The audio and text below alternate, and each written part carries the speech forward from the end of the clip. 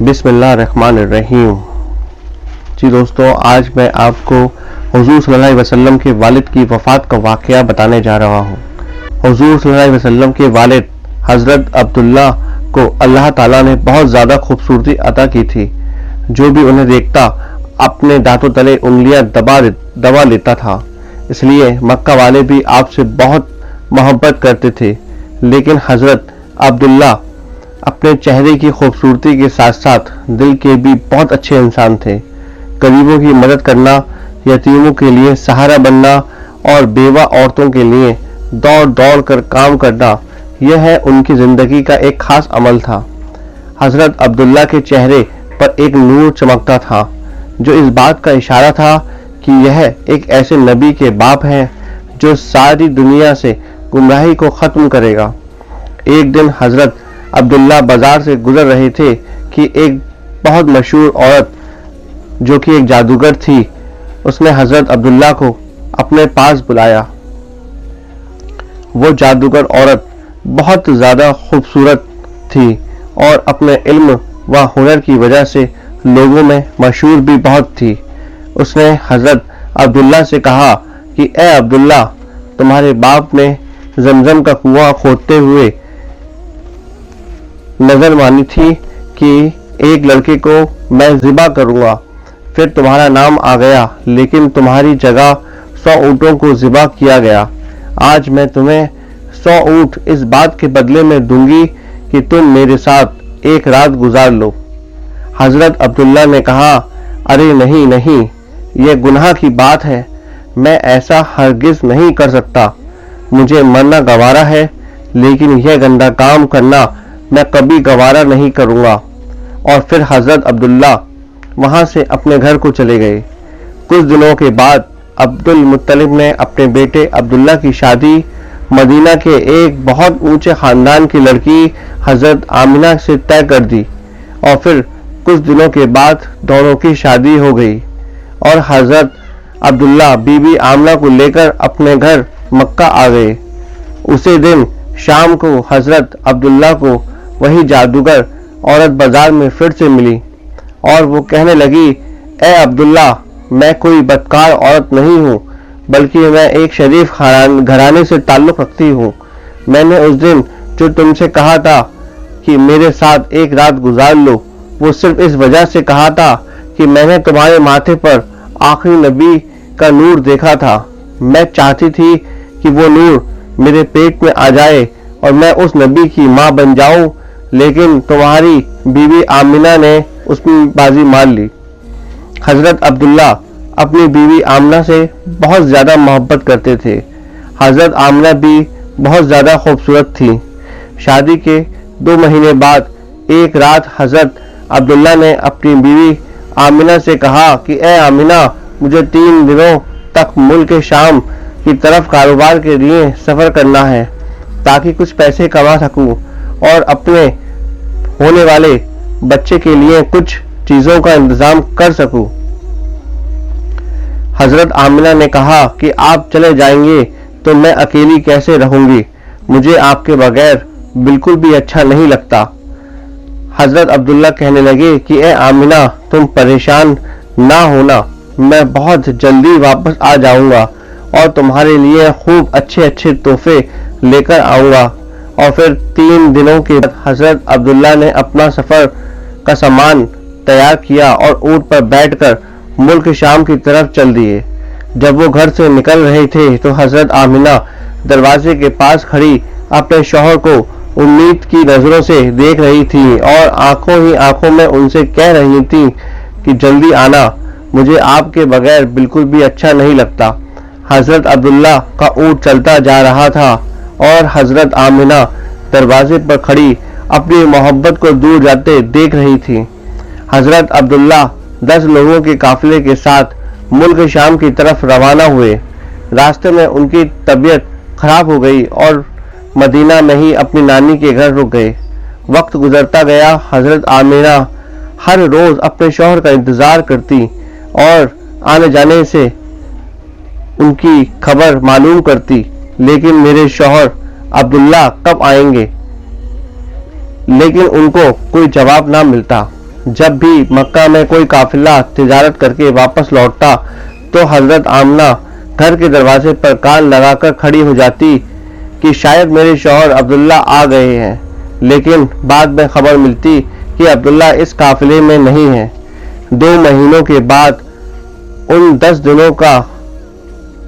लोगों का काफिला मक्का वापस लौटा जिनके साथ हजरत अब्दुल्ला गए थे। उनके मक्का पहुंचने की खबर एक दिन पहले ही मशहूर हो गई। यह सुनकर हजरत आमिना बहुत खुश हुई कि मेरे शौहर वापस आ रहे हैं। अब्दुल मुत्तलिब भी बहुत ज्यादा खुश हुए और लोगों से पल पल की खबर लेते रहे कि काफिला अभी कहाँ पहुंचा है, क्या कर रहा है, कितने दिनों में आएगा। जिस दिन यह काफिला मक्का पहुंचने वाला था उस रात हजरत आमिना ने खूब अच्छे कपड़े पहने और बहुत अच्छी तरह से तैयार होकर घर में बैठ गई। हुजूर सल्लल्लाहु अलैहि वसल्लम उस वक्त अपनी माँ की पेट में 4 महीने के हो चुके थे। आखिर वो सुबह भी आई जब ये 10 लोगों का मक्का पहुंचा। हजरत आमिना दरवाजे से कान लगाकर खड़ी हो गई कि अभी मेरे शौहर आएंगे और मैं उनसे गले मिलकर खूब खुश होंगी। अब्दुल मुत्तलिब को भी जैसे ही खबर हुई तो दौड़ते हुए काफिले के पास पहुंचे, लेकिन हजरत अब्दुल्ला नजर नहीं आ रहे थे। परेशान होकर काफिले वालों से पूछा, मेरा लड़का अब्दुल्ला कहाँ है, वो नजर नहीं आ रहा है। काफिले वालों ने जवाब दिया कि जाते वक्त मदीने के पास रास्ते में ही अब्दुल्ला की तबीयत खराब हो गई थी, इसलिए वो मदीने में ही अपनी नानी के घर रुक गए थे, उसके बाद हमें नहीं पता। यह सुनते ही हजरत अब्दुल मुत्तलिब ने अपने बड़े बेटे हारिश को कहा कि ए हारिश, जल्दी से अपना घोड़ा निकालो और मदीना की तरफ सफर करो और जाकर देखो कि मेरे बेटे अब्दुल्ला की क्या हालत है और फिर जल्दी से आकर मुझे खबर दो। हजरत आमिना का दिल आज फिर से टूट गया। वो उम्मीद बांधी बैठी थी कि आज मेरे शौहर आएंगे, लेकिन खबर तो कुछ और पहुंची। इधर हजरत हारिस ने बहुत तेजी से अपना घोड़ा मदीने की तरफ दौड़ाया। 3 दिनों के सफर के बाद वो मदीना पहुंचे और नानी के घर जाकर मालूम किया कि अब्दुल्ला कहाँ है, तो एक दिल को दहला देने वाली खबर उनके कानों में पड़ी। घर वालों ने बताया कि ए हारिश, अब्दुल्ला की तबीयत बहुत ज्यादा खराब थी, उन्हें दिल का दौरा पड़ा था और उनकी अभी अभी 1 महीने पहले वफात हो चुकी है। हमने उन्हें नाबिगा नाम की जगह पर दफन कर दिया है। यह सुनकर हजरत हारिश की भी आंखों से आंसू आ गए, क्योंकि वह भी अपने छोटे भाई अब्दुल्ला से बहुत मोहब्बत करते थे। और फिर यह वापस मदीना पहुंचे और अपने बाप अब्दुल मुत्तलिब को खबर दी तो हजरत अब्दुल मुत्तलिब के होश उड़ गए।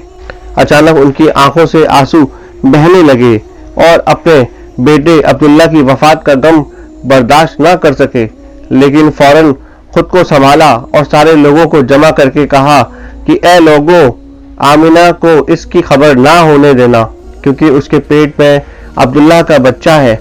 मैं चाहता हूं कि मेरा अब्दुल्ला की नस्ल आगे चले, वो बे औलाद ना रहे, उसके घर भी एक लड़का हो जो मेरे अब्दुल्ला का वारिस बने।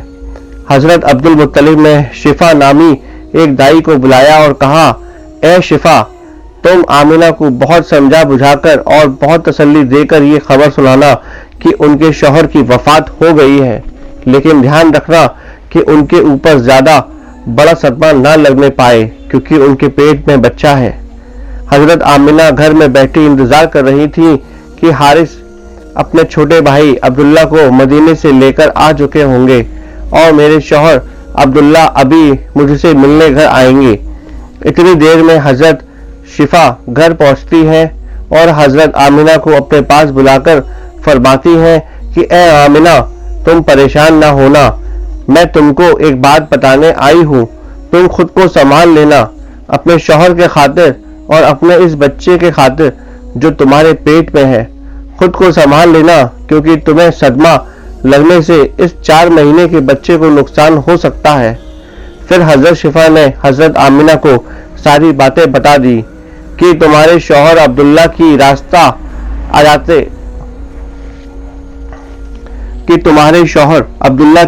रास्ता जाते हुए तबीयत खराब हो गई थी और फिर مدینے میں ہی ان کی وفات ہو گئی اور وہیں ان کو دفن کر دیا گیا ہے۔ یہ سن کر حضرت آمنہ کی آنکھوں سے آنسو بہنے لگے، وہ خود کو سنبھال نہیں پا رہی تھی۔ حضرت شفا نے ان کے سر پر ہاتھ پھیرتے ہوئے کہا کہ اے آمنہ، خود کو سنبھالو، تمہارے پیٹ میں عبداللہ کا بچہ ہے۔ حضرت آمنہ نے خود کو سنبھالا، لیکن ان کے اوپر اس بات کا ایسا غم ہوا کہ پھر وہ کسی اور سے مسکرا کر بات نہیں کرتی تھی، ہمیشہ خاموش رہتی۔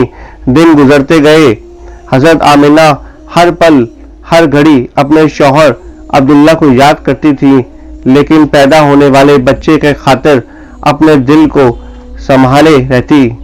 عبد المطلب اور ان کے سارے لڑکے دن رات یہی امید لگائے رہتے اور اللہ سے دعا کرتے کہ اے اللہ، میرے عبداللہ کے لڑکے کو صحیح سلامت اس دنیا میں بھیج دینا تاکہ عبداللہ کی نسل باقی رہ سکے۔ اسی طرح 9 مہینے گزرے اور وہ بھی دن آ گیا جب عبداللہ کے رسول صلی اللہ علیہ وسلم کی پیدائش ہوئی۔ حضرت آمنہ کے گھر بچے کی پیدائش سن کر عبد المطلب اس قدر خوش ہوئے کہ دوڑے دوڑے آئے اور اللہ کے رسول صلی اللہ علیہ وسلم کو گود میں لے کر کعبہ میں گئے اور سجدہ شکر ادا کیا۔ پھر حضور کا نام انہوں نے محمد رکھا۔ لوگوں نے جب یہ نام سنا تو کہنے لگے کہ اے عبد المطلب، یہ تم نے کیسا نام رکھ لیا ہے جو ہم نے آج تک نہیں سنا۔ عبد المطلب نے کہا کہ اے لوگوں، تمہیں کیا پتا کہ میرے اس پوتے کی دنیا میں اتنی تعریف کی جائے گی کہ آج تک اتنی تعریف کسی کی نہ کی گئی ہو۔